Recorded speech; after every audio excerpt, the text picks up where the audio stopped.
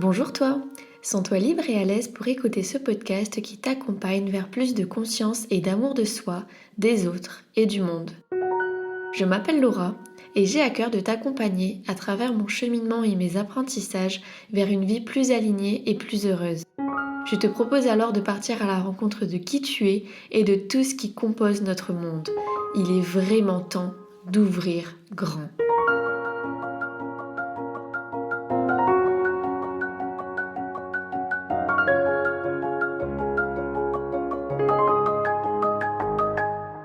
Bonjour à toutes et à tous, je suis très heureuse de vous retrouver aujourd'hui dans un tout nouveau podcast et on va parler de guérison, mais pas la guérison traditionnelle on va parler de comment guérir alors qu'on est en colère.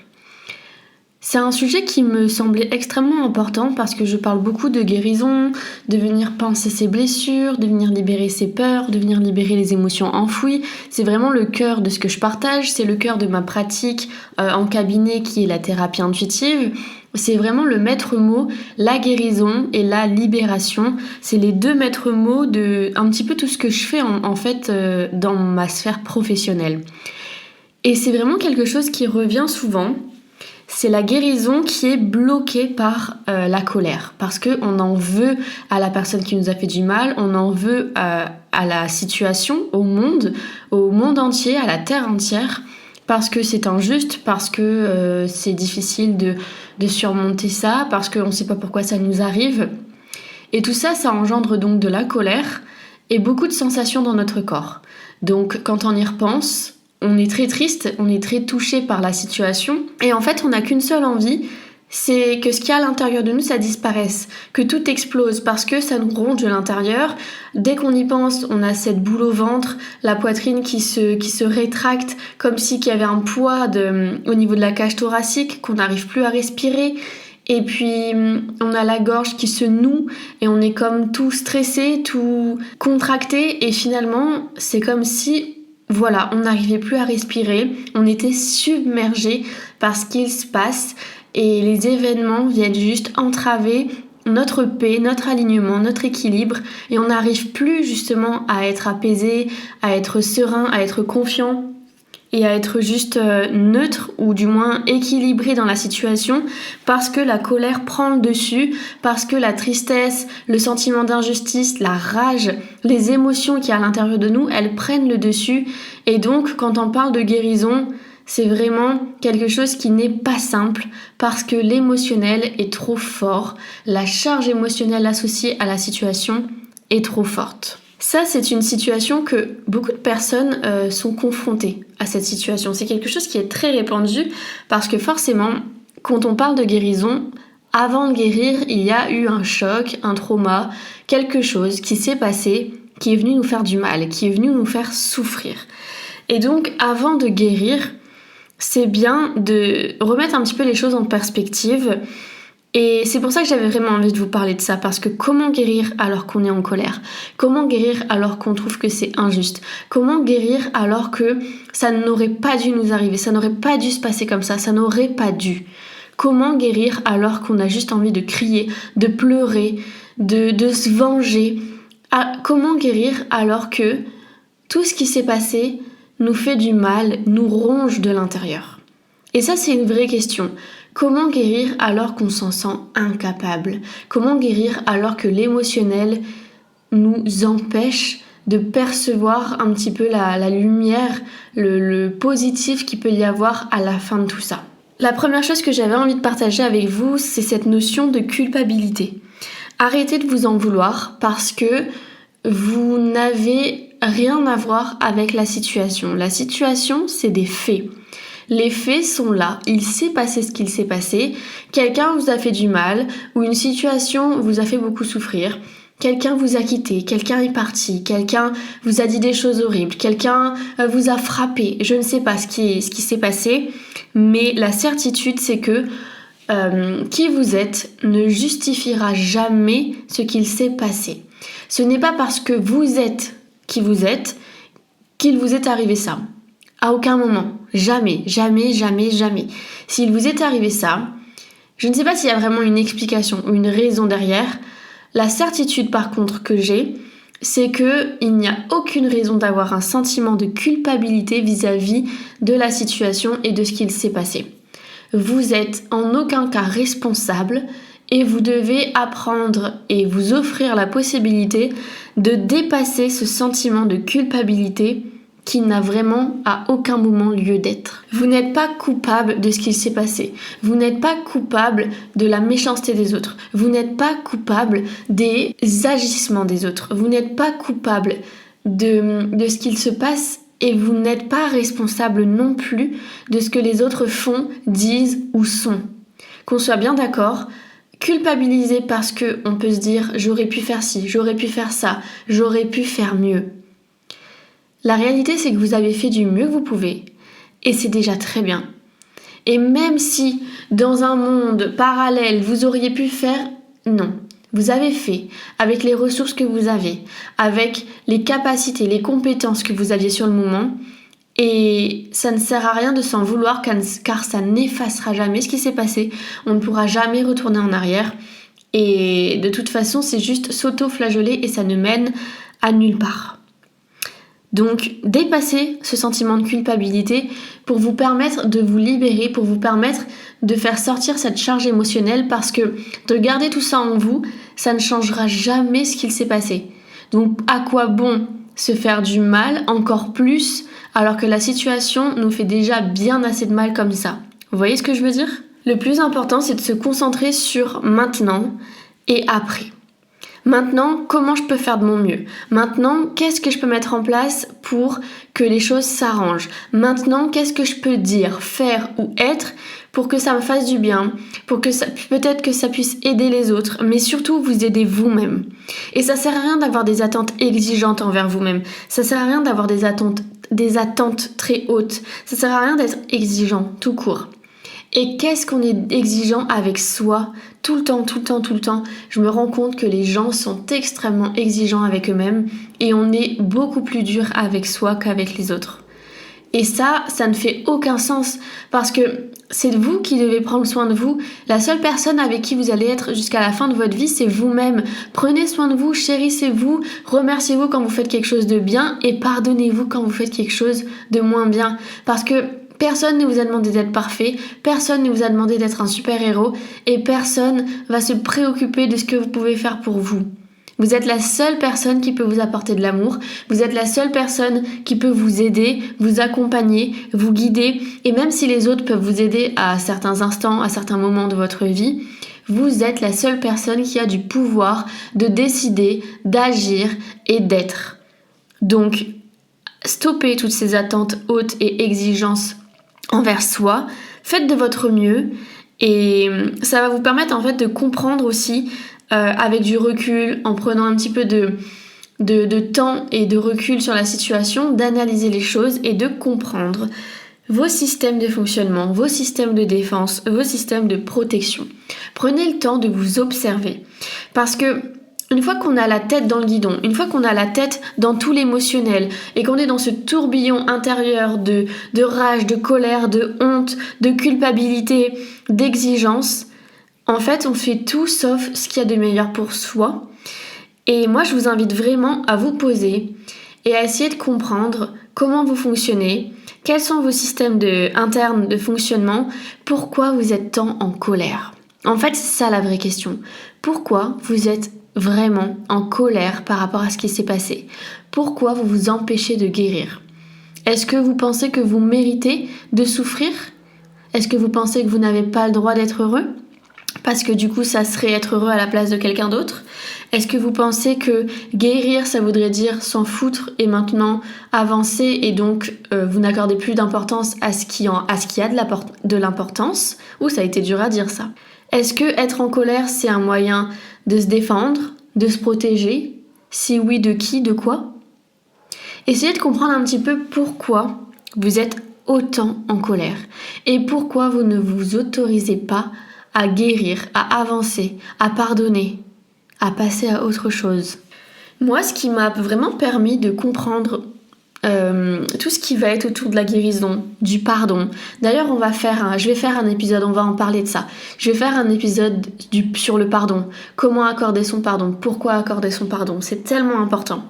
Mais on reviendra sur ça dans un autre épisode. Là, aujourd'hui, j'avais envie de vous partager aussi cette réflexion qui m'a beaucoup permis de comprendre les choses. Alors, je précise, ça ne justifiera jamais en rien les comportements et les agissements des autres. Par contre, ça permet de remettre de la perspective, de la compréhension. Ça permet d'humaniser ce qui se passe. Je voulais vous parler du fait que le bourreau, donc le bourreau, la personne qui fait du mal, la personne qui agresse, la personne qui insulte, la personne qui lance des piques, la personne qui fait du mal tout simplement, le bourreau est à la base, initialement, une victime. Oui.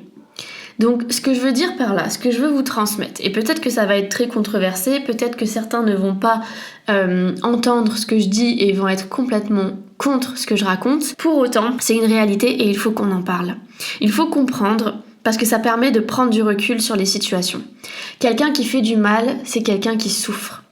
Comme je l'ai précisé juste avant, ça ne justifie en rien les actions et les comportements que la personne peut avoir. Par contre, ça permet de comprendre ce qui se passe et pourquoi la personne a agi comme ça. Comme je disais juste avant, ça ne veut rien dire à propos de vous. Si on vous fait du mal, ça ne veut pas dire que vous méritez. Ça ne veut pas dire que vous êtes quelqu'un qui doit subir. Pas du tout. À aucun moment, ça veut dire quelque chose à propos de vous. Ça veut juste dire que la personne qui a fait du mal, la personne qui vous fait du mal, souffre. Tout simplement. Quelqu'un qui fait du mal, quelqu'un qui insulte, je le répète, c'est quelqu'un qui a été une victime par le passé et qui, pour se protéger ou pour se défendre, pour se sécuriser, préfère faire du mal, préfère attaquer avant qu'on l'attaque parce que la personne de base est une victime. On ne peut pas faire du mal si on ne souffre pas. Pour moi, j'en suis convaincue. Si on fait du mal, c'est que quelque part, avant, on a souffert, on nous a fait du mal et donc on a développé des comportements qui font que à l'heure d'aujourd'hui, on devient la personne qui fait mal pour ne plus être la personne qui a mal. Vous voyez ce que je veux dire ?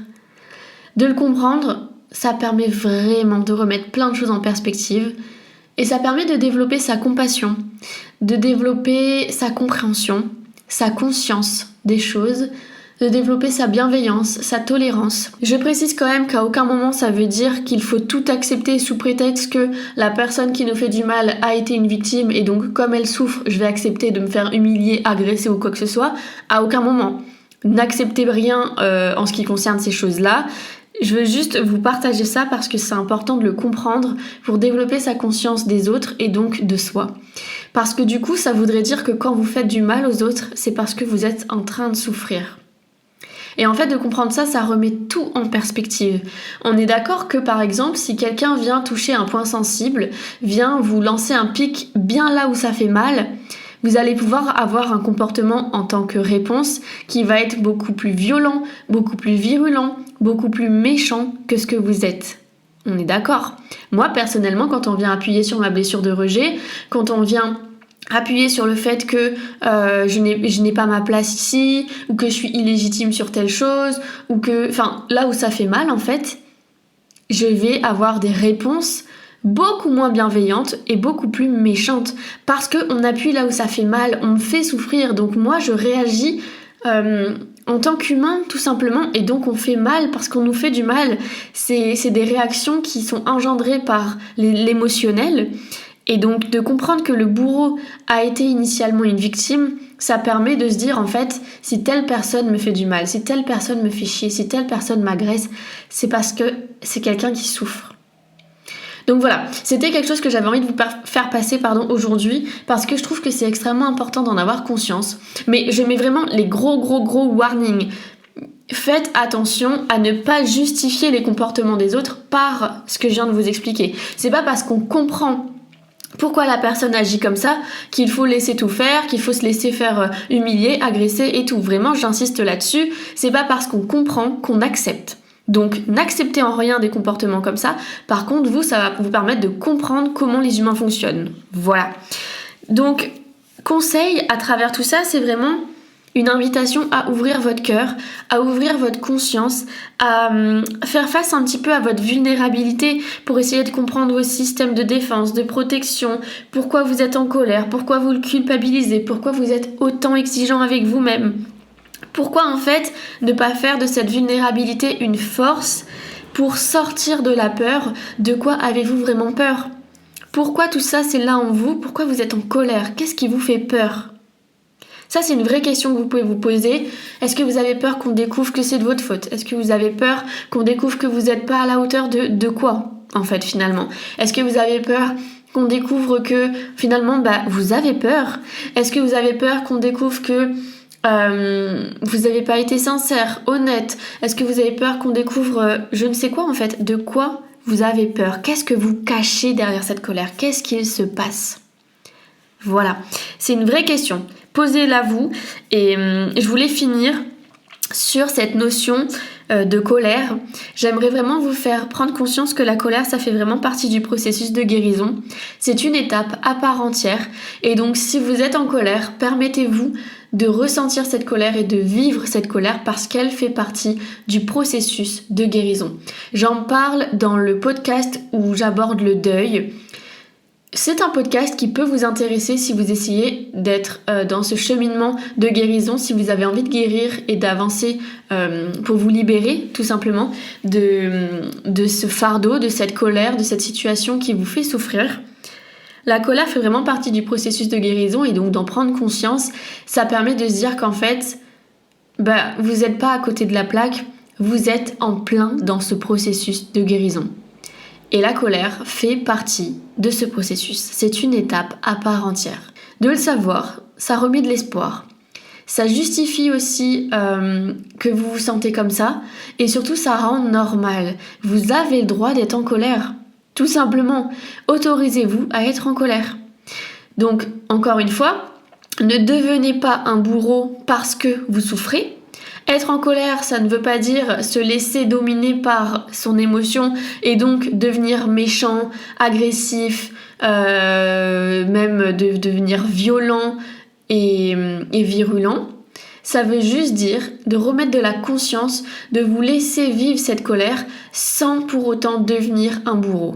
Prenez bien conscience de ça. La colère, elle cache de la tristesse la plupart du temps. Donc ça peut être une piste de réflexion pour vous, pour en apprendre d'elle. Apprenez de la tristesse, apprenez de votre colère, apprenez de vos émotions.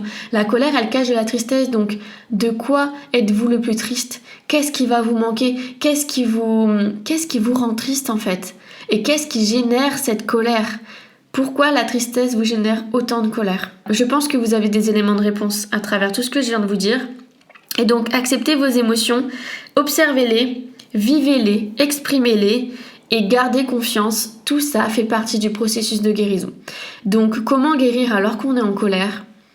Dépassez votre sentiment de culpabilité, faites de votre mieux et arrêtez d'être exigeant avec vous-même.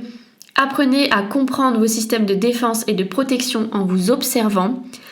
Prenez conscience que le bourreau est une victime et que du coup, en tant que victime, ça serait intelligent et judicieux de ne pas devenir bourreau à votre tour. Et gardez vraiment en tête que la colère fait partie du processus, qu'elle cache de la tristesse. Et je vous invite à accepter vos émotions, à les observer, à les vivre et à ouvrir votre cœur et à faire face à votre vulnérabilité. Voilà, j'espère vraiment que ce podcast vous a plu, vous a parlé, que ça vous a donné des clés de réflexion, de compréhension de vous, des autres. C'est vraiment un podcast qui me tenait à cœur parce que pour moi, il est vraiment, vraiment important. Et voilà, je vous dis à la prochaine. Prenez bien soin de vous.